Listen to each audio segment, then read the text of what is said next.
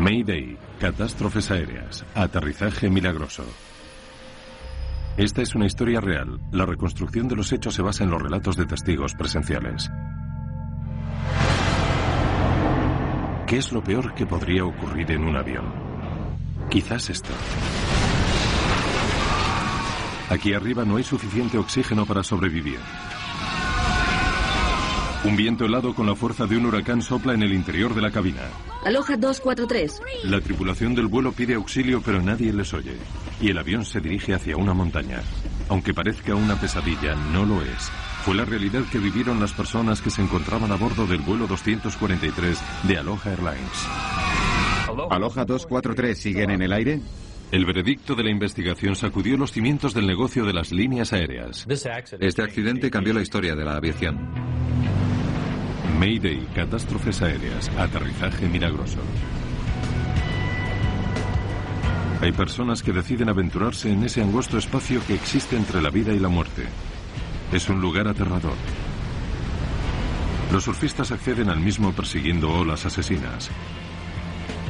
Pero ocasionalmente el destino conduce a gente normal y corriente y no solo a los buscadores de emociones fuertes, a esa misma zona letal en la que la vida pende de un hilo.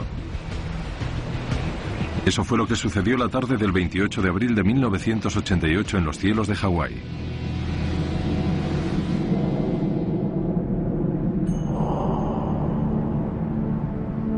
A la 1 de la tarde el vuelo 243 de Aloha Airlines se disponía a partir.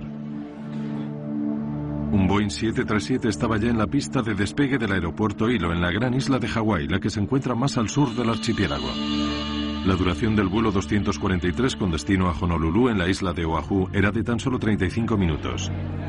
Para dar servicio a las islas, los aviones de Aloha trabajan muy duro. Los vuelos son muy cortos, pero se efectúan infinidad de ellos. Este avión había estado yendo y viniendo entre las islas desde una hora muy temprana. El siguiente sería su 9º vuelo del día. La tripulación llevaba muchos años haciendo ese trabajo. Aloha 243.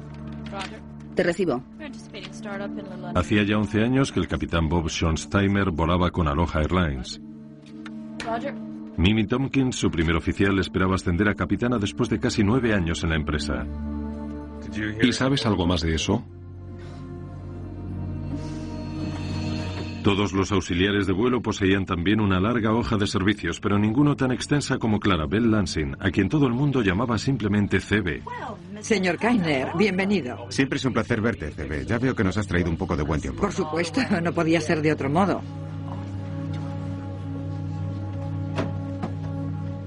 Permítame ayudarle con esto. Sí.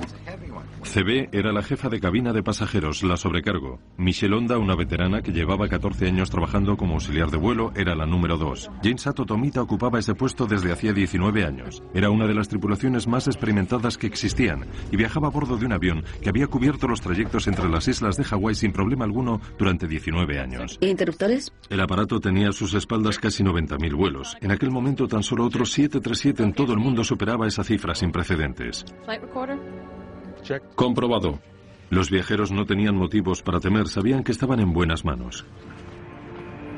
Hasta que Gail Yamamoto, vio algo que le hizo detenerse.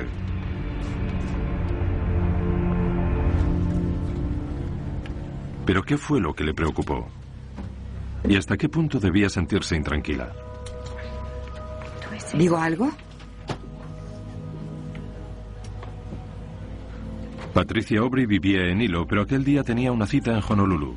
Aunque en un primer momento decidió sentarse en la parte delantera del avión, en la fila 1, por alguna razón se sintió incómoda y prefirió ocupar un asiento más atrás. Finalmente escogió un sitio libre de la fila 17.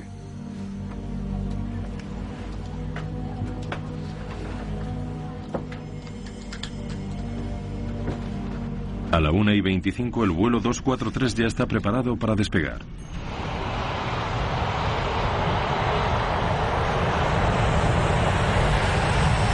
Durante los despegues y los aterrizajes el avión solía temblar mucho y el ruido que producía era ensordecedor, pero la tripulación y los pasajeros habituales habían terminado acostumbrándose. ¿Por qué debían preocuparse? Salida de Aloha. Aquí Aloha 243 ascendiendo a 3.000 pies. Entendido. Aunque era el capitán, Bob Schonsteimer decidió encargarse de las comunicaciones por radio con el Centro de Control de Tráfico Aéreo. Mimi Tompkins pilotaría el avión hasta Honolulu. La mayor parte del vuelo se invertía en ascender hasta la altitud de crucero. El avión tardaba 20 minutos en alcanzar los 7.300 metros.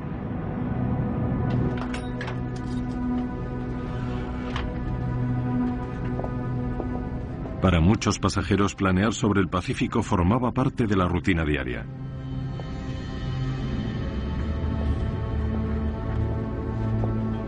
Era el caso, por ejemplo, de Howard Kitaoka, un vendedor que ocupaba la fila 5.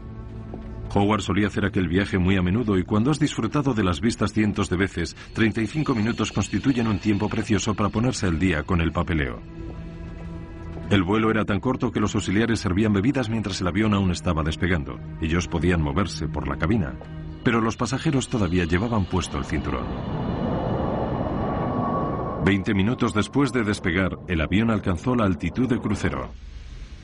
Centro Aloha. Aloha 243. Nivelamos la nave a 240.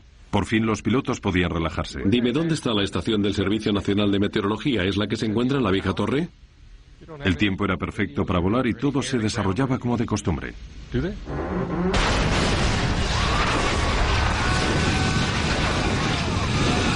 ¿Qué ha sido eso? Tenemos que bajar. Hemos perdido presión. Vi un resplandor muy brillante y... Todo lo que veía en el avión estaba siendo succionado al exterior. Esto fue lo que sucedió. Una descompresión explosiva había arrancado 35 metros cuadrados de fuselaje. Estábamos en medio de una ráfaga de viento tremenda que soplaba con una fuerza increíble. Un montón de cosas fueron succionadas. Teníamos el pelo de punta, así.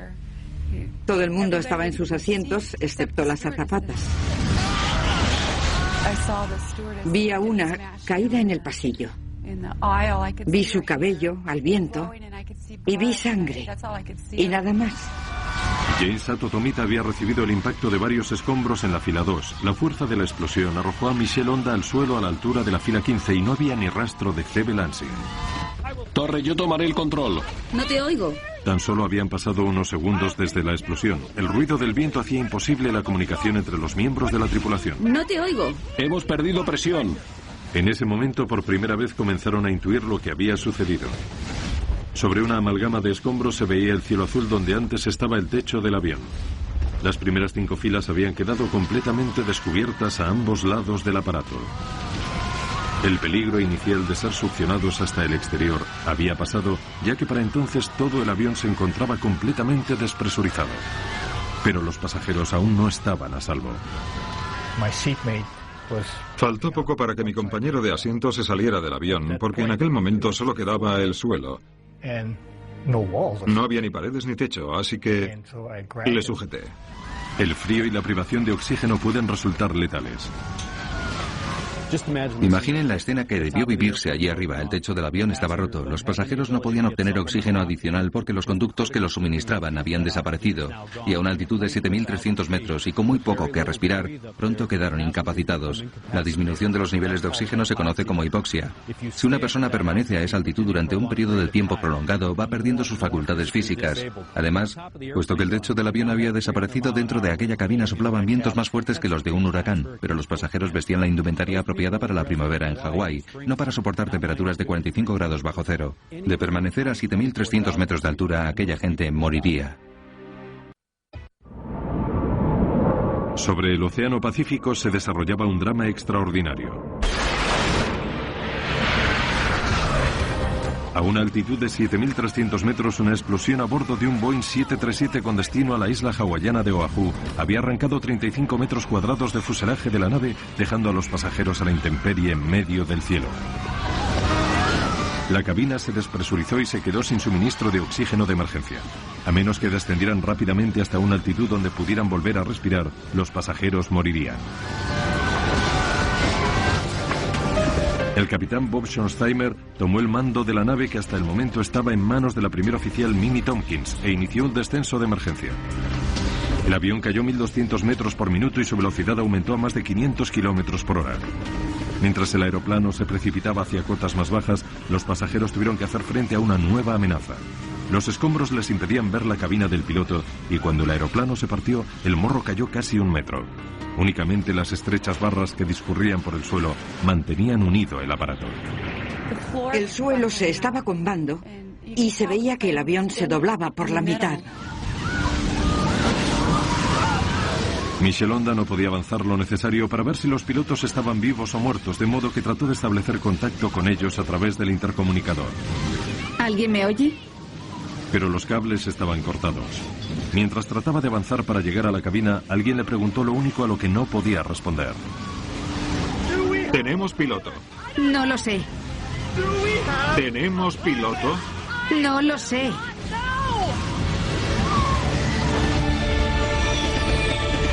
¿Saben pilotar un avión? El pánico debió apoderarse de los pasajeros cuando la azafata hizo la pregunta que ninguno de ellos deseaba oír. ¿Saben pilotar un avión? Mientras la primera oficial Mimi Tompkins trataba de avisar al control de tráfico aéreo de Honolulu. Los registros de la grabadora de voz de la cabina a la caja negra, analizados posteriormente por los investigadores de accidentes, aportaron una serie de datos asombrosamente precisos sobre lo que sucedió.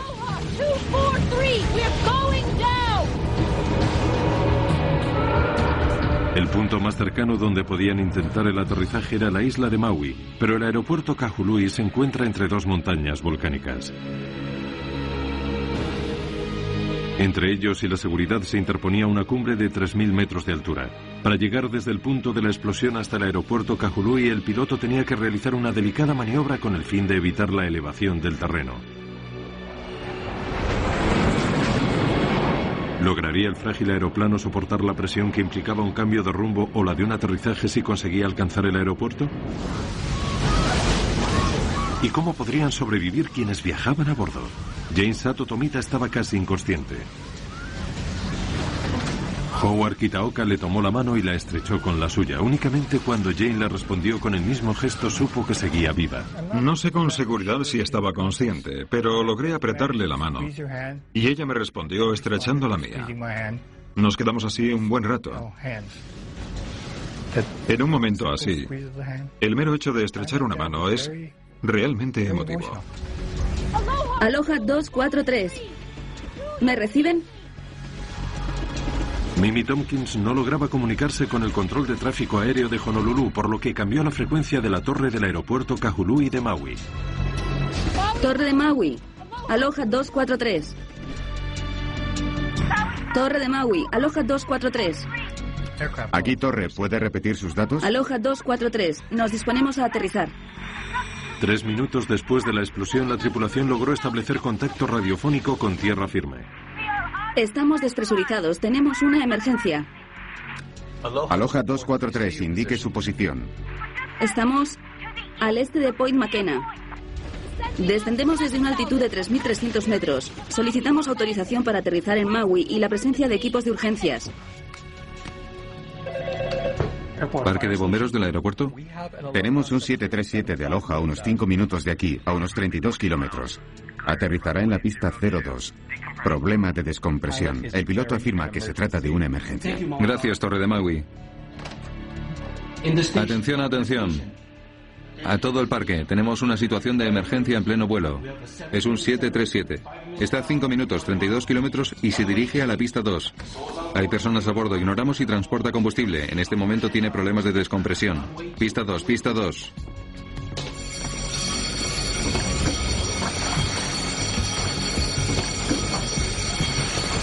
Aloha 243. Los equipos ya están en marcha. El avión se situó a 3.000 metros de altura y al oeste de la montaña. En ese momento el piloto redujo la velocidad y con la mayor suavidad posible comenzó a trazar el giro a la derecha para descender sobre Kahului. Los pasajeros comprendieron que debía haber alguien a los mandos de la nave. Poseo cierta formación como piloto y me di cuenta de que las alas estaban niveladas, paralelas a tierra. El avión no caía en picado, ni tampoco daba vueltas sobre sí mismo. Entonces pensé, Tenemos una oportunidad. Mientras quienes se encontraban en tierra firme carecían de la información necesaria para saber a qué tipo de crisis se enfrentaban. El aeropuerto de Maui es pequeño y un avión de pasajeros en peligro pondría a prueba la experiencia de los equipos de bomberos. Al controlador aéreo le resultaba muy difícil escuchar al avión. Solicito verificación una vez más. El avión se rompe y su distintivo de llamada es el 243, ¿correcto? Habían pasado 4 minutos desde que se produjera la explosión y puesto que para entonces el avión volaba a una altitud menor, los pasajeros pudieron quitarse las máscaras de oxígeno. Además, la velocidad del aeroplano apenas superaba los 380 kilómetros por hora, por lo que el ruido del viento disminuyó lo suficiente para que los viajeros pudieran escucharse entre sí. ¿Quieres que pida algo más? No. Aloha 243. Parece que hemos perdido una puerta. Tenemos un agujero en el costado izquierdo del avión. Pero en la torre no se escuchó esa nueva información. Habían perdido el contacto con el avión y no captaban sus transmisiones. Aloha 243, ¿sigue ahí arriba? El problema era un mal funcionamiento de la radio o se trataba de algo aún peor. Aloha 243. Al no obtener respuesta del avión en apuros, el controlador temió lo peor. Aloha 243. Aloha 243, ¿sigue ahí arriba? Aloha 243, si sigue ahí, por favor, identifíquese. Afirmativo. Entendido, Aloha 243. Ya tengo su identificación. Todo listo para el aterrizaje. Viento 040 a 20 nudos. Por fin se restableció la comunicación, pero las dificultades de la tripulación no habían terminado. Cabina, ¿me escuchan? Mimi Tompkins intentó ponerse en contacto con la cabina de pasajeros por medio del intercomunicador, pero no obtuvo respuesta. Los pilotos ignoraban lo que estaba sucediendo tras ellos. El avión seguía en el aire y el capitán tenía que concentrarse en pilotarlo, sin saber con exactitud los daños que se habían producido en la parte trasera. Dile que necesitaremos ayuda para evacuar. De acuerdo. Torre de Maui, aquí Aloha 243. ¿Me escuchan en la frecuencia de la torre? Aloha 243, le escucho alto y claro, adelante. Vamos a necesitar ayuda. No podemos comunicarnos con los auxiliares de vuelo. Y necesitaremos asistencia para los pasajeros cuando aterricemos. De acuerdo, necesitarán una ambulancia, ¿correcto? Afirmativo. Durante el descenso, los pasajeros vivieron momentos de absoluto terror. El avión seguía temblando. Los portaequipajes se nos caían encima y había cables eléctricos volando y emitiendo terribles chasquidos. Aquello era un caos. Parecía como si el aparato fuera a partirse por la mitad. Y de repente surgió otro problema al que los pilotos tuvieron que hacer frente. Parece una reversión manual. ¿Qué? Parece que hay una reversión manual en los controles de vuelo. El piloto intuyó que los sistemas hidráulicos como la dirección asistida de un automóvil habían fallado. El armazón del avión se hallaba sometido a una gran presión. Tenían que aterrizar lo antes posible. ¿Podemos mantener la altitud? La tripulación temía que la instalación eléctrica o cables de control decisivos hubieran sido seccionados e ignoraba si alguna de las partes vitales del avión sufría daños. Intentemos volar con el tren de aterrizaje desplegado. De acuerdo, adelante. En el cuadro de mandos hay unas luces que indican si el tren de aterrizaje se ha desplegado correctamente o no. El principal funcionó con normalidad, pero la luz correspondiente al tren de aterrizaje del morro no se encendía. Lo último que deseaba el piloto, sobre todo teniendo en cuenta las condiciones en que se encontraba aquel avión, era quedarse sin tren de aterrizaje en el morro, porque cuando la parte delantera del aparato impactara contra la pista, el avión se partiría. Y probablemente los depósitos de combustible se romperían, lo que podría dar lugar a una explosión y a un incendio terribles. Tras un segundo intento de desplegar el tren de aterrizaje del morro, la luz seguía apagada. Pero la comunicación por radio era tan mala que la torre aún estaba tratando de asimilar la crítica situación. Aloha 243, solo quería verificar que necesitan una ambulancia, ¿es correcto? Siguen sin comprender lo que pasa. Afirmativo. Entendido. ¿Cuántos heridos calculan que hay? No tenemos ni idea. No podemos comunicarnos con los auxiliares de vuelo. De acuerdo, ya hay una ambulancia en camino. Es posible que no tengamos tren de aterrizaje en el morro. Bob Schonheimer tuvo que tomar una decisión vital. Debía esperar a la confirmación de que el tren de aterrizaje se había desplegado o aterrizar de todos modos. Según los manuales, en un caso así los pilotos deben sobrevolar el aeropuerto para que los controladores del tráfico aéreo comprueben el estado del tren de aterrizaje y les comuniquen si pueden o no contar con él. A continuación, los pilotos vuelan alrededor del aeropuerto, inician la aproximación y luego aterrizan. Pero con un avión que podría romperse en cualquier momento, dicha opción era totalmente inviable. Dile que tenemos problemas, pero que aterrizaremos de todos modos, incluso sin tren de aterrizaje en el morro. No obstante, deben saber que según nuestros indicadores ese tren de aterrizaje no se ha desplegado.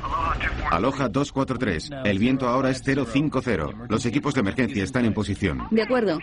Han de saber que no tenemos tren de aterrizaje en el morro. Vamos a aterrizar sin él. Entendido. Si necesita otro tipo de asistencia, comuníquenoslo. Necesitamos todo el equipamiento que tengan. Maui no es el mejor lugar para aterrizar con un avión en mal estado. La costa norte de la isla está muy expuesta y se encuentra en plena trayectoria de los vientos alisios. Colóquense en posición para un aterrizaje de emergencia. Agachen la cabeza y protéjanse con los brazos. Cualquier tipo de turbulencia en pleno vuelo hubiera sometido una gran presión a la parte delantera del avión y existían muchas probabilidades de que la cabina del piloto se separara del resto del fuselaje. Aquello hubiera sido una catástrofe, pues habría supuesto la pérdida del avión. El aeropuerto ya estaba a la vista, pero Bob Schonsteimer aún tendría que tomar más decisiones críticas. Empezó disminuyendo la velocidad del avión para aterrizar. Tratemos de colocar los alerones en 15. Los alerones de un avión son paneles deslizantes situados en la parte trasera de las alas. Para aumentar la elevación cuando la velocidad es más lenta hay que extenderlos durante el despegue y el aterrizaje. ¿El control es más fácil con los alerones arriba? Sí, vuelve a ponerlos en 5. ¿Puedes darme una velocidad variable para un aterrizaje con alerones en 5 grados?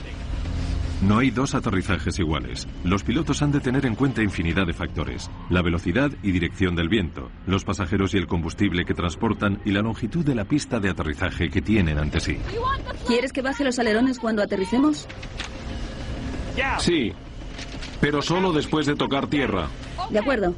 Mediante una complicada fórmula se calcula la velocidad de aterrizaje segura, e incluso en el punto culminante de una crisis como esta, los pilotos han de recurrir al manual. Los alerones harán las veces de freno si se despliegan una vez que el aparato toque tierra, pero si la operación se realiza antes, toda la estructura del avión se vería sometida a una presión que podría hacerla pedazos. Recordemos que los pilotos no estaban entrenados para actuar en una situación como esta y al faltarles el techo de la nave, se convirtieron en meros pilotos en pruebas. Los efectos aerodinámicos del avión eran muy diferentes de aquellos a los que estaban acostumbrados, de modo que tuvieron que manejarlo dejándose guiar por su instinto.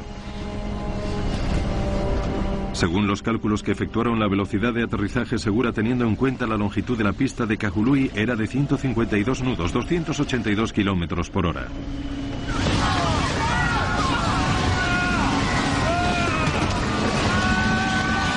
Pero a medida que el avión perdía velocidad resultaba más difícil controlarlo, de modo que el piloto tuvo que tomar otra decisión crucial: acelerar para mantener el control del aparato. Aquello significaba que llegaría a la pista de aterrizaje más rápido de lo que debía, pero a juicio del capitán, pese a todo, esa seguía siendo la mejor opción. Me dio la sensación de que la velocidad a la que nos acercábamos a la pista de aterrizaje era muy alta. No sé, no me pregunten a cuántos kilómetros por hora íbamos porque no lo sé. Pero en comparación con otros aterrizajes me pareció que avanzábamos muy rápido.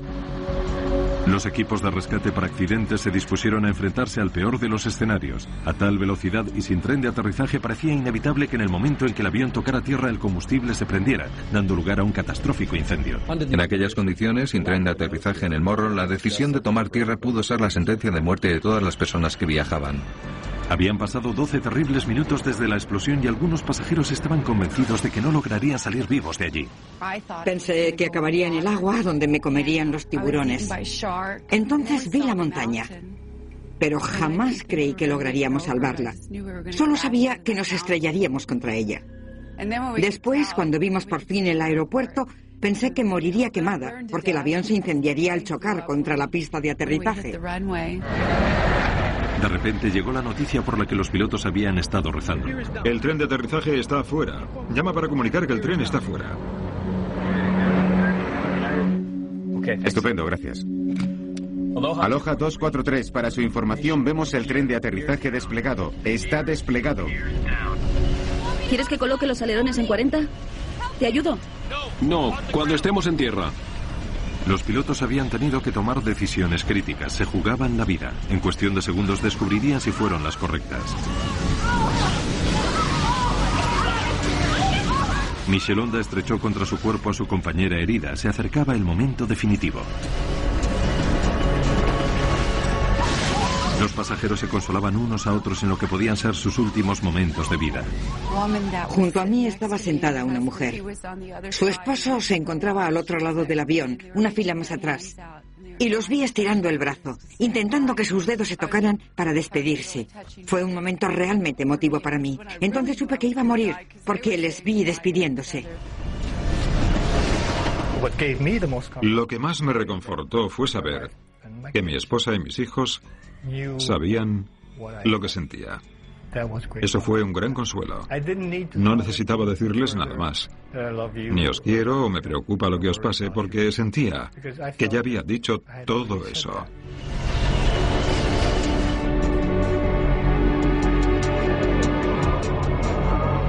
Aunque el tren de aterrizaje delantero se había desplegado, la tripulación del avión seguía sin saber si se encontraba en buenas condiciones o si se desplomaría en el momento del aterrizaje. De no resistir el peso de la nave, 40.000 kilos de avión moviéndose a casi 320 kilómetros por hora acabarían estrellándose de frente contra el pavimento.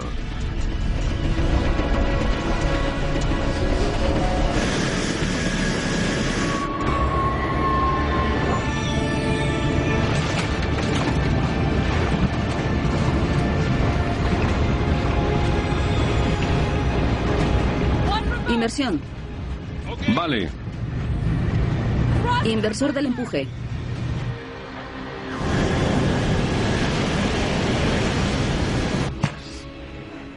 Aloha 243, apague el motor donde está. Sí. Todo está bien, el tren de aterrizaje resistió. Los coches de bomberos ya están en camino.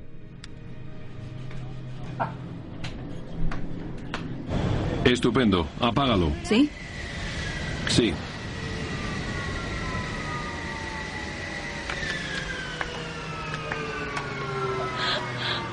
Dios.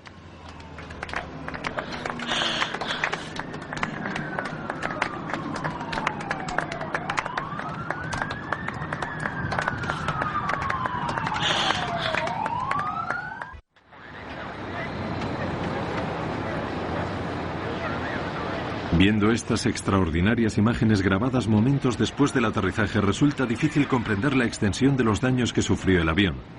Terminaba de completarse una evacuación de emergencia de los pasajeros que resultaron ilesos, pero aún había que ayudar a salir del aparato a otros que sí estaban heridos. Es asombroso que el 737 lograra mantenerse en el aire durante aquellos aterradores 13 minutos. El capitán Schonsteimer recibía los agradecimientos de los pasajeros que tan solo unos minutos antes estaban convencidos de que iban a morir. Poco a poco la tensión se fue desvaneciendo. Le dije, sí, tío. Eso fue todo. El piloto hizo un trabajo extraordinario. Patricia Aubry abrazaba a su heroína Michelonda. Estaba llorando. Evidentemente había sido una experiencia muy traumática para todos. Fue horrible mirar el avión y ver a toda esa gente sangrando. Yo me tocaba el cuerpo y pensaba, estoy aquí, no puedo creer que siga viva. Aquel último impulso de cambiar de asiento le salvó de resultar herida. Puede incluso que de morir. Algo me decía que no me sentara allí. No tenía una buena razón para trasladarme, pero mi ángel guardián me dio un golpecito en el hombro y me dijo que me moviera. Un último y desesperado recuento de los pasajeros hecho por Michelonda confirmó los peores temores de la tripulación. C.B. Lansing, la veterana que llevaba 37 años volando con la compañía, había desaparecido. Enseguida se inició una búsqueda en la parcela de océano sobre la que tuvo lugar la explosión, pero no se encontró su cuerpo y tampoco restos del avión. James Sato Tomita comenzaba a recuperarse. 7 pasajeros estaban heridos de gravedad. La peor lesión era una fractura de cráneo. Pero ¿cómo logró sobrevivir el resto? En el momento de la descompresión, únicamente sus cinturones marcaron la diferencia entre la vida y la muerte. De repente escuchamos un ruido tremendo y aquello se partió. Yo creí que habíamos saltado por los aires, pero todos teníamos el cinturón abrochado, o al menos la mayoría, pues de lo contrario habríamos perdido a más gente. Pero hubo algo más. En el momento clave, los fuertes vientos tan característicos de Maui dejaron de soplar. Me sorprendió mucho ver que faltaba la parte delantera del fuselaje. Lo gracioso de todo esto es que cuando el avión comenzó a aproximarse al aeropuerto no había viento. Estoy seguro de que si hubiera soplado el viento, el aparato no lo habría conseguido. Se hubiera partido en 2 pedazos. Es un milagro. Un verdadero milagro. Este episodio es uno de los eventos más importantes de la historia de la aviación. Ningún avión ha conseguido aterrizar con daños de esa envergadura. Lo único que mantenía la cabina de mando unida al resto del fuselaje eran las barras que discurrían por el suelo. Aquella gente básicamente pendía de un hilo. Efectuando un minucioso estudio del fuselaje, los investigadores trataron de determinar los motivos por los que la estructura del avión permaneció de una pieza. El factor decisivo resultó ser la localización precisa de la explosión. El hecho de que los daños se localizaran en la parte superior del avión les salvó. El morro se estaba cayendo, pero estas barras mantuvieron el aparato de una pieza, soportando una gran tensión. Gracias a ellas, aunque estuvo a punto de partirse, la estructura conservó su solidez. Si estos daños se hubieran producido en el suelo, el morro habría ejercido una presión excesiva sobre toda la estructura, que hubiera terminado combándose y rompiéndose. Fue una gran suerte que la zona más afectada fuera el techo de la nave. Pero ¿cómo es posible que el techo de un avión salte por los aires de repente? A la Comisión Nacional de Seguridad del Transporte, o NTSB, se le encomendó la tarea de descubrir lo que había pasado. Los investigadores consultaron los registros del avión, algo como el historial de servicio de un automóvil, y las sospechas recayeron en el propio aeroplano. La mejor prueba para saber lo que sucedió, la sección del fuselaje que faltaba, se encontraba en el fondo del Océano Pacífico. Pero uniendo cuidadosamente las pistas de que disponían, los investigadores confiaban en resolver uno de los accidentes más espectaculares de todos los tiempos. En los 38 años que habían pasado desde su lanzamiento en 1967, se vendieron más de 5.000 Boeing 737. Cada 5 segundos un 737 despega en algún lugar del mundo. El avión del accidente era el número 152 de una línea de producción entregada en mayo de 1969. Habían sido diseñados para una vida útil de 20 años y 75.000 vuelos. Sin embargo, este en concreto superó con creces esa cifra, aunque muchos de sus trayectos fueron de corta duración. Su fuselaje estuvo sometido a constantes tensiones debido a la presurización. El fuselaje de los aviones respira, es decir, se expande y contrae en función de la altitud. Cuando se encuentra en el suelo está contraído y cuando asciende hasta una altitud de 7.300 metros se expande. Así pues, el avión se halla sometido constantemente a ciclos de expansión y contracción debido a la presurización. Dichos ciclos debilitan la estructura a lo largo de un dilatado periodo de tiempo y a tenor del historial de este avión, el hecho de que tuviera ciclos muy altos probablemente influyera en el debilitamiento de la estructura del fuselaje. Dado que son miles los 737 que suben a los cielos cada día, los investigadores tenían que averiguar con total seguridad lo que hizo explotar a este. En Washington, Distrito Federal, se encontraba Jim Wilde, uno de los miembros de la NTSB que trabajaban en el caso. Su experiencia como metalúrgico resultó crucial. Recibí una llamada en medio de la noche, serían las 2 de la madrugada. Era mi jefe, me dijo que se había producido un accidente en Hawái y que estaban formando un equipo de investigación, de modo que me subí a un avión y me desplacé hasta la isla. Jim tomó muestras del fuselaje restante y en el laboratorio descubrió algo apenas perceptible a simple vista. Minúsculas grietas como estas junto a los orificios donde habían estado los remaches. Para averiguar cómo habían llegado allí esas grietas, había que remontarse a los orígenes del avión, al ensamblaje del Boeing 737. Los aviones se construyen uniendo diversos paneles independientes. En las zonas en las que dichos paneles se superponen se emplea un potente adhesivo llamado epoxi para unirlos. Los remaches sujetan los paneles mientras que la resina de epoxi se endurece. En el avión de Aloha había una reveladora de coloración en la parte interior de la zona donde los paneles se superponían. Allí estaba la pista decisiva. Este material negro es el adhesivo que se utilizó para unir las 2 placas. El material blanco que se ve aquí son los daños provocados por la corrosión en la capa superior del fuselaje, que es de aluminio. En un principio lo que se pretendía era canalizar la presión que trataría de separar una plancha de otra a través de las zonas donde se aplicó el adhesivo y no a través de los remaches. Evidentemente, en el momento en que esto se despegó, toda la presión fue a parar a los remaches, especialmente a esta fila. Y pensamos que fue esta hilera la que presentaba las grietas por desgaste, la que al final hizo que la estructura del techo del 737 de Aloha se abriera. Los archivos revelaron que Boeing advirtió a las líneas aéreas, incluida Aloha, de que algunos 737 de los más antiguos habían dado problemas. Si el epoxi no se aplica a la temperatura exacta o si los paneles tienen humedad o polvo, esas soldaduras por adherencia pueden resultar defectuosas. En esas notas de aviso y boletines de servicio, algunos emitidos incluso 15 años antes, Boeing explicaba el peligro. El clima de Hawái, con ese aire húmedo y extremadamente salino, contribuyó a la corrosión. Pero en lugar de mantener los aviones en tierra para un examen del morro a la cola, Aloha enviaba a sus inspectores a hacer revisiones esporádicas, frecuentemente por la noche, cuando el nivel de atención de quienes se encuentran de servicio disminuye y es necesario trabajar con luz artificial. Estas grietas pasan desapercibidas y entonces el avión se convierte en una bomba de relojería en marcha. Había otros problemas. Los boletines de servicio de Boeing y lo que se denomina directivas de aeronavegabilidad emitidas por la Administración Federal de Aviación con frecuencia son difíciles de comprender. Las directivas de aeronavegabilidad son muy complejas y están redactadas como un documento legal. Aloha necesitaba a alguien que pudiera leer aquellos documentos y traducirlos a un lenguaje más sencillo para los mecánicos, los operarios, pero nunca lo hicieron. Un avión que había trabajado tan duro asistido por mecánicos que no comprendían completamente las instrucciones estaba condenado al desastre. Para entonces los investigadores creían saber por qué el avión perdió la parte superior, pero ignoraban cómo. Tomé un avión para regresar de Hawái a Los Ángeles y mientras estaba en el aire recibí un mensaje. Me comunicaban que teníamos que entrevistar a una pasajera que al parecer había visto una grieta cuando subía al aeroplano siniestrado. Usted vio algo al subir a este avión y se lo comentó a su compañera de habitación. Cynthia Johnson. Sí, Cynthia, hábleme de ello. ¿Qué fue lo que vio? Pues a la derecha de la puerta, donde estaba la pintura blanca, había una grieta. Bueno, no era exactamente una grieta, pero el metal de la puerta superior se había separado del de la parte inferior.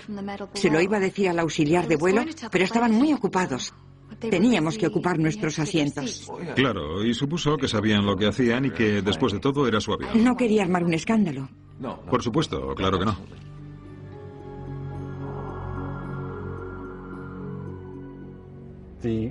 La testigo vio una grieta en esta zona y encontramos fisuras por fatiga hasta este punto. Esta es la línea en la que se unieron ambas grietas. Al hacerlo, una pieza cayó y se desprendió y la otra salió volando y cayó por el lado derecho. Pero algo seguía sin encajar. Boeing diseñó el 737 y otros de sus aviones para que nunca sucediera algo así. Todo el interior del fuselaje del avión está recubierto por unas placas de 25 centímetros llamadas flejes, cuya misión es reforzar la estructura y controlar cualquier posible rotura. Si apareciera una grieta, tan solo debería extenderse hasta el siguiente fleje antes de desprenderse en un ángulo de 90 grados. De ese modo, aunque exista un agujero en el avión, actuará como válvula de seguridad. El objetivo de los flejes es confinar cualquier tipo de desgarro o grieta que aparezca en la cubierta superior del fuselaje a una superficie cuadrada de 25 centímetros. Si permites que la fisura vaya más allá de esa parcela, podrían peligrar secciones más extensas del fuselaje y hacerlo reventar. Ese cuadrado de 25 centímetros permite una descompresión controlada y limita los daños estructurales a una zona muy pequeña. Entonces, ¿por qué falló en este caso la válvula de seguridad? La NTSB pensaba que había tantas grietas en el fuselaje que simplemente se unieron atravesando los flejes. El avión de Aloha era único en varios aspectos. En primer lugar, por el modo en que operaba, realizaba vuelos muy cortos, así que se sometía a un gran número de ciclos de presurización y los remaches experimentaban una presión intermitente. En segundo lugar, al separarse las placas, toda la presión recayó sobre los remaches. Eso hizo que las grietas se unieran y que el techo se desprendiera del avión. ¿Pero era esa la respuesta final sobre lo que le sucedió al vuelo 243? Poco después surgió una nueva teoría que podría arrojar nueva luz sobre aquel dramático suceso.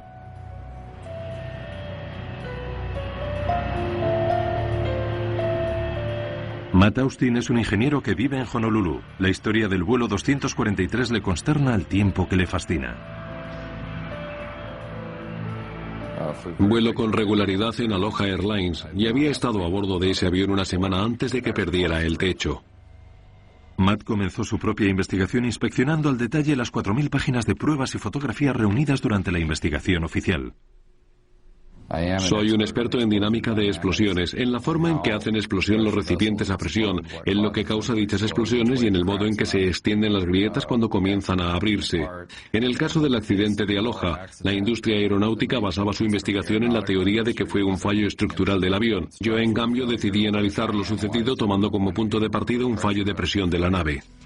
Mientras revisaba las pruebas, se planteaba sin cesar una pregunta. ¿Por qué C.B. Lansing salió volando del avión y no le sucedió lo mismo a su compañera Jane Sato Tomita? Jane se encontraba más adelante que C.B. en el momento crucial. Jane estaba en la fila 2 y C.B. en la 5. La NTSB cree que la separación del techo comenzó cerca de la fila 3.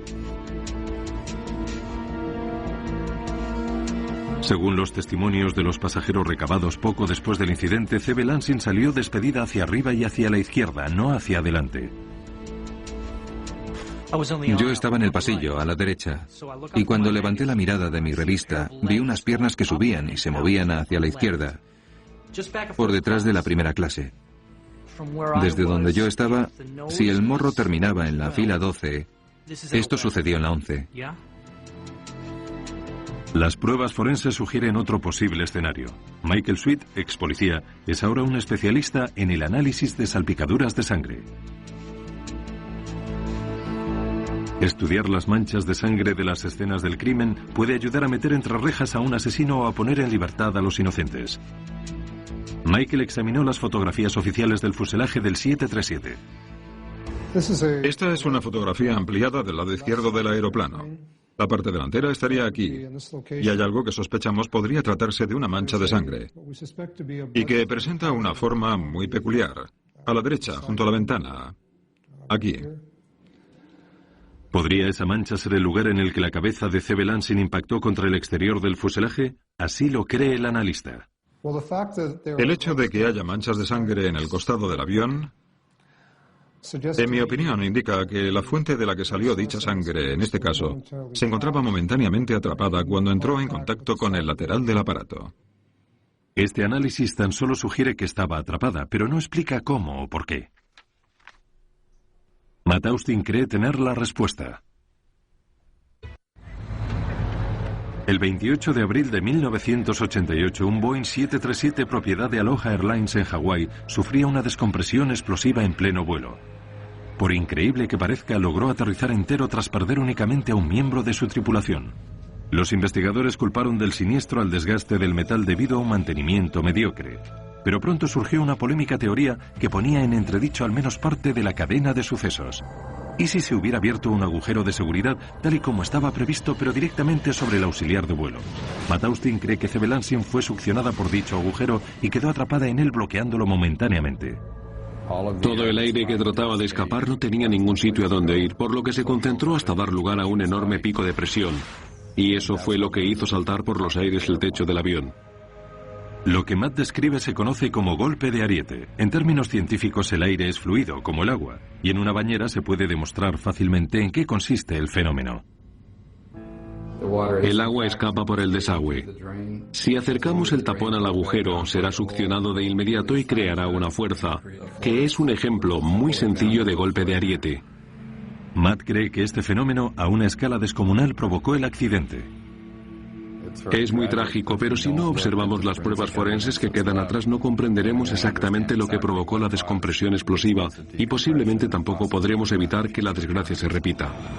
La NTSB afirma que la teoría del golpe de ariete es válida desde el punto de vista científico, pero para ellos las pruebas siguen indicando algo mucho más simple, un fallo casi simultáneo en muchos de los puntos débiles del avión. Las investigaciones de la Comisión de Seguridad nunca se han cerrado por completo y siempre tendremos en cuenta cualquier nueva información que aparezca. Con respecto al accidente de la Aloha, no hemos cambiado nuestra causa probable. Nos quedamos con la causa tal y como la determinamos en el año 88.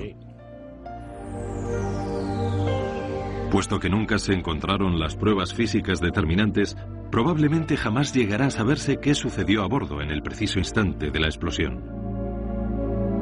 La mayor parte de las culpas recayeron sobre la dirección de Aloha Airlines por su mediocre sistema de mantenimiento.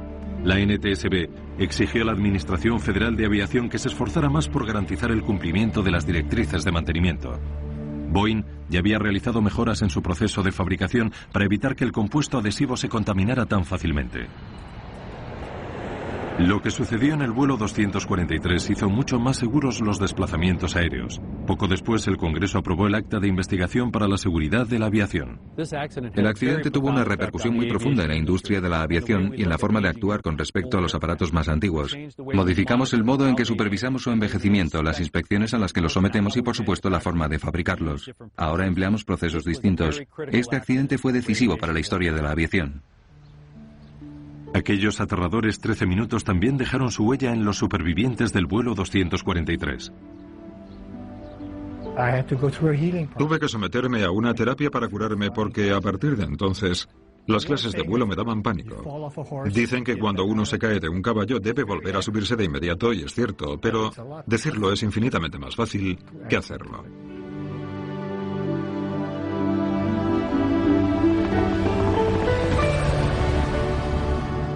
También Patricia Aubry tuvo que hallar un modo de enfrentarse a los recuerdos, y lo que hizo fue visitar la misma parcela de espacio aéreo en la que vivió aquella pesadilla. Volé acompañada de mi psicólogo. Me sometí a un proceso al que llaman desensibilización, en el que te obligas a enfrentarte a tu miedo. Y lo haces cuantas veces sea necesario hasta que dejes de experimentar reacciones negativas. Antes de que aquello me sucediera, cuando me pasaba algo malo decía, odio la vida. Pero ahora sé que no es cierto, que puedo soportarlo todo. Afrontaré cualquier contratiempo, pero prefiero estar viva.